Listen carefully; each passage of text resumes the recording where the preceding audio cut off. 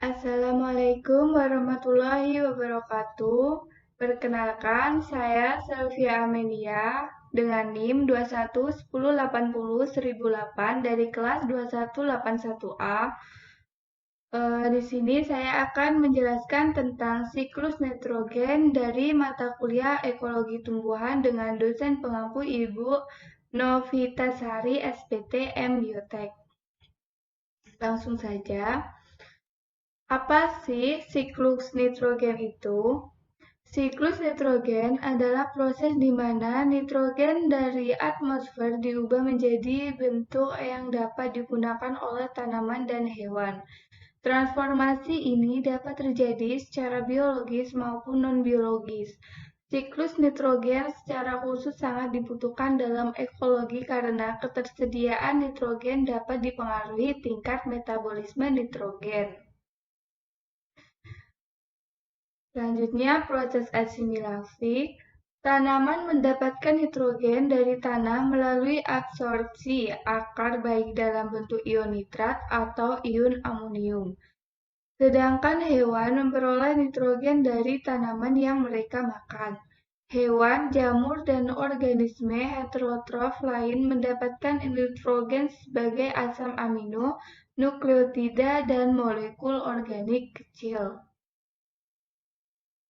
Amonifikasi, jika tumbuhan atau hewan mati, nitrogen organik diubah menjadi amonium NH4+ oleh bakteri dan jamur.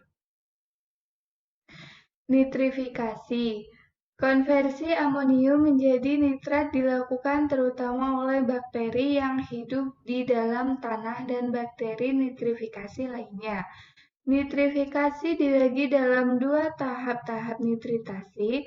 Nitrosomonas mengoksidasi amonium NH4+ dan mengubah amonia menjadi nitrit NO2-. Tahap nitrasi nitrobakter bertanggung jawab untuk oksidasi nitrit menjadi dari nitrat NO3-. Proses konversi nitrit menjadi nitrat sangat penting karena nitrit merupakan racun bagi kehidupan tanaman. Selanjutnya, proses fiksasi. Fiksasi nitrogen adalah proses alam, biologis, atau abiotik yang mengubah nitrogen di udara menjadi amonia NH3. Mikroorganisme yang memfiksasi nitrogen disebut diazotrof. Mikroorganisme ini memiliki enzim nitrogenase yang dapat menggabungkan hidrogen dan nitrogen. Lalu, selanjutnya proses denitrifikasi. Denitrifikasi sendiri merupakan proses reduksi nitrat untuk kembali menjadi gas nitrogen N2. Untuk menyelesaikan siklus nitrogen, proses ini dilakukan oleh spesies bakteri seperti Pseudomonas dan Iostridium dalam kondisi anaerobik. Mereka menggunakan nitrat sebagai reseptor elektron di tempat oksigen selama respirasi. Selanjutnya, di sini ada gambar tentang nitrogen N2 di udara. Saya di sini akan menjelaskan sedikit tentang nitrogen N2 di udara. Dalam nitrogen ini berarti kita ngomong atau berbicara tentang gas nitrogen. Sedangkan gas nitrogen itu sendiri merupakan gas yang paling banyak komposisinya di atmosfer bumi. Jadi O2 itu di bawahnya dari nitrogen. Gas nitrogen yang ada di dalam ini dapat diikat oleh yang namanya bakteri fiksasi nitrogen atau bakteri pengikat nitrogen di dalam tanah. Jenis bakteri yang mengikat nitrogen ini disebut Rhizobium dan Azotobacter yang sifatnya mengikat nitrogen. Kemudian di sini juga ada tumbuhan dan hewan. Kenapa di sini ada hewan serta tumbuhan? Karena ketika mereka mengalami kepunahan atau mati, mereka akan membusuk atau mengalami dekomposisi.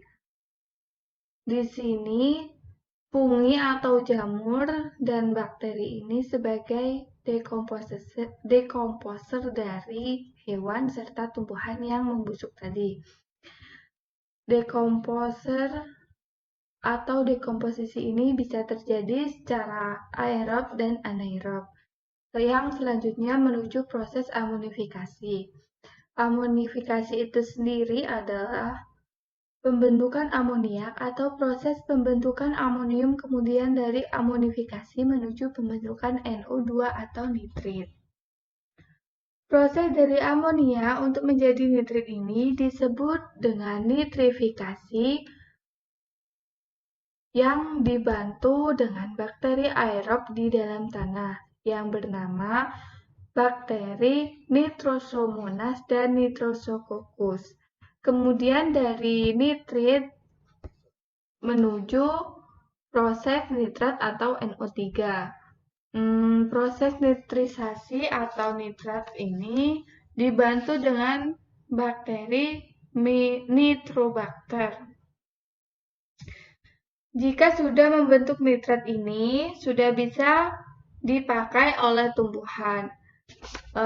Jika dipakai oleh tumbuhan itu disebut asimilasi, dan jika nitrat atau NO3 kembali ke udara itu disebut denitrifikasi, yang dilepaskan kembali ke udara menjadi bentuk gas seperti semula. Saya rasa cukup penjelasan saya kali ini. Saya ucapkan terima kasih. Saya akhiri. Wassalamualaikum warahmatullahi wabarakatuh. Bye.